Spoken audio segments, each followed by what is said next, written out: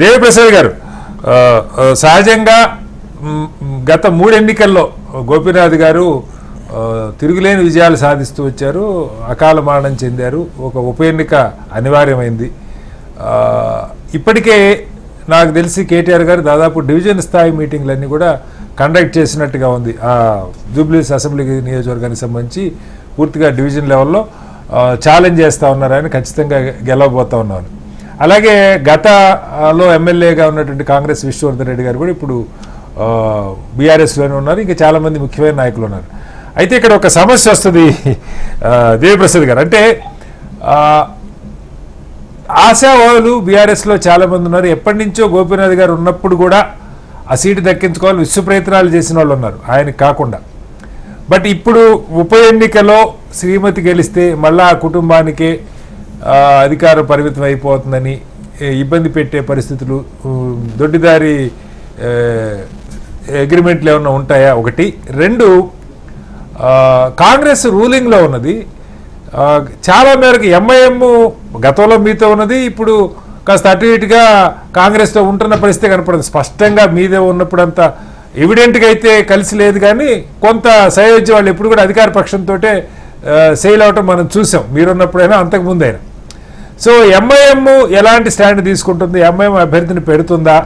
పెట్టకపోతే ఆ ఓటు మొత్తం ఎటువైపు షిఫ్ట్ అవుతుంది? ఇలాంటి ఈక్వేషన్స్ని ఎలా అబ్జర్వ్ చేస్తున్నారు దేవిప్రసాద్ గారు? గుడ్ ఈవినింగ్ శ్రీనివాస్ గారు, పెద్దలందరికీ నమస్కారం. రాఘవరెడ్డి గారికి, రజనీ గారికి, సుభాష్ అన్నట్టు అందరికి నమస్కారం. వీక్షకులకు గుడ్ ఈవినింగ్.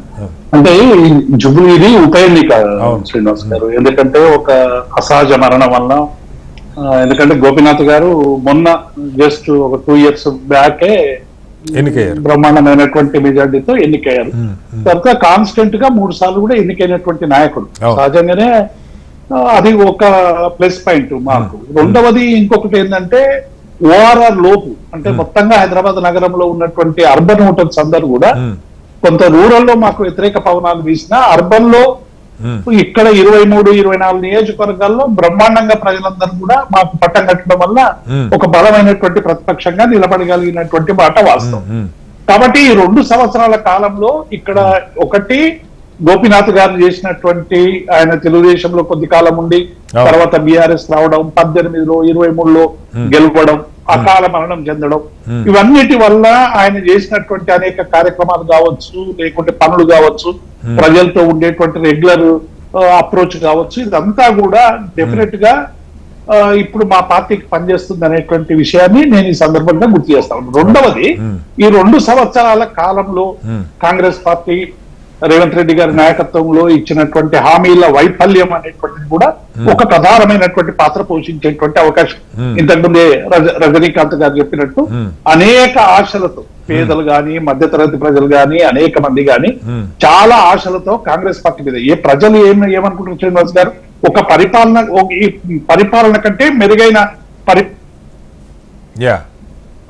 మెరుగైన పరిపాలన కోసం ఓటేసేటువంటి పరిస్థితి మనం జనరల్ ఎన్నికల్లో చూస్తాం. అట్లనే మా పరిపాలన కంటే మెరుగైనటువంటి పరిపాలన కావాలని రాష్ట్ర వ్యాప్తంగా కూడా కొంత మెజార్టీతో కాంగ్రెస్ పార్టీని గెలిపించినటువంటి విషయం వాస్తవం.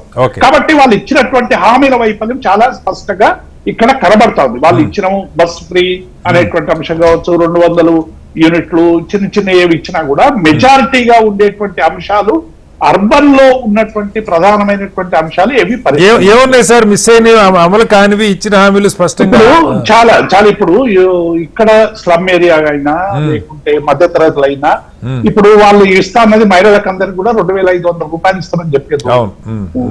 2,500 రూపాయలకు సంబంధించినటువంటి ఇంకా మొదలే కాలేదు. పెన్షన్లు 4,000 పెంచుతామని చెప్పాను. దానికి సంబంధించి పెద్దగా రిజల్ట్ వచ్చినటువంటి లేదు. నిరుద్యోగానికి సంబంధించినటువంటి విషయంలో కూడా మాకంటే గొప్పగా చేస్తామని చెప్పినటువంటి రాష్ట్ర ప్రభుత్వం ఇప్పటి వరకు వాటిలో సరైనటువంటి సంతృప్తి పరచలేనటువంటి పరిస్థితి చాలా స్పష్టంగా కనబడుతుంది. రెండవది కూడా హైదరాబాద్ నగరంలో తీసుకున్నటువంటి 2 అంశాలు ఇవాళ కాంగ్రెస్ ప్రభుత్వానికి ఒక గుదిబండగా పడినాయి. ఒకటి హైడ్రా, 2 మూసి. అంటే ఇప్పుడు హైదరాబాద్ నగర ప్రజలకు ఈ 2 సంవత్సరాల కాలంలో ఏదైనా మేము చేసినామని గొప్పగా చెప్పుకునేటువంటి ఏ ఒక్క అంశం కూడా లేదు. ఓకే మీరు చెప్పగలిగితే కాంగ్రెస్ పార్టీ నాయకులు గాని ఎవరు గాని మేము ఈ 2 సంవత్సరాల్లో ఇది చేసి చూపించగలిగినాం, హైదరాబాద్ నగర ప్రజలకు విశ్వాసం కలిగించేటువంటి ప్రయత్నం చేసినాం, ఈ బ్రిడ్జిలు కట్టినాం, ఈ అండర్ పాస్లు కట్టినాం, ఈ ఎస్టీపీలు పూర్తి చేసినాం, లేకుంటే ఇంకా ఈ డ్రైనేజీలు రకరకాల మౌలిక వస్తువులకు సంబంధించి ప్రధానంగా వాటి విషయంలో పెద్దగా ముందుకు పోయినటువంటి సందర్భాలు మనకు ఎక్కడ కూడా కనబడుతుంది. కాబట్టి వీటిని అన్నిటినీ దృష్టిలో పెట్టుకొని డెఫినెట్ గా 4వది మేము ఈ 2 సంవత్సరాల కాలంలో కాంగ్రెస్ పార్టీ అనుసరిస్తున్నటువంటి విధానాలకు వ్యతిరేకంగా ఫైట్ చేయడంలో బీఆర్ఎస్ పార్టీ ముందున్నది, బీఆర్ఎస్ పార్టీ ప్రజల కోసం పనిచేస్తుందనేటువంటి ఒక నమ్మకాన్ని విశ్వాసాన్ని 2 సంవత్సరాల కాలంలో మేము ఇవ్వగలిగాం. కాబట్టి వీటన్నిటి వలన నేను ఇంకోటి క్యాండిడేట్ విషయంలో చెప్తా ఉన్నాను. క్యాండిడేట్ విషయంలో పెద్దగా మా పార్టీలో గందరగోళం లేదు. చాలా స్పష్టంగా ఆ కుటుంబానికి సంబంధించి వాళ్ళ శ్రీమతికే ఇస్తామనేటువంటి సిగ్నల్ ఆల్రెడీ మేము అన్ని ఇచ్చినాం. అన్ని డివిజన్ల మీటింగ్లు కూడా అయిపోయాయి, బూత్ కమిటీల సమావేశాల మీటింగ్లు కూడా అయిపోయాయి.